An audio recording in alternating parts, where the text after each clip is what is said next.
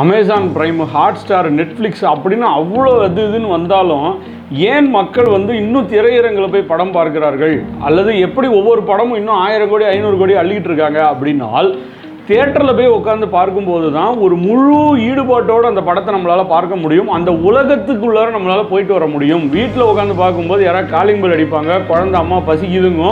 So அப்போ அந்த படம் அப்படிங்கிற அந்த ஒரு உலகத்திற்குள் நம்மளால் போக முடியாது. ஸோ அந்த உலகம் அப்படிங்கிறது தான் கண்டெக்ஸ்ட்.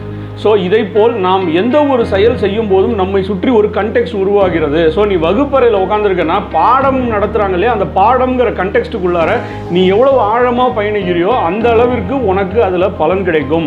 ஸோ அப்படி செய்யாமல் கடைசி பெஞ்சில் உட்காந்து இன்ஸ்டாகிராமுங்கிற இன்னொரு ஒரு கண்டெக்ஸ்ட்டுக்குள்ளார போகிறோம், அல்லது இந்த மாதிரி பல விஷயங்களை ஒரு நேரத்தில் கண்டெக்ஸ்ட்டை ஸ்விட்ச் பண்ணிக்கிட்டே இருக்கோம் அப்படின்னால் எந்த ஒரு கண்டெக்ஸ்ட்லையும் நம்மளால் முழுமையாக ஈடுபட முடியாது. எதுலேயுமே நம்மளுடைய எக்ஸலன்சி அப்படிங்கிறது வெளியே வராது.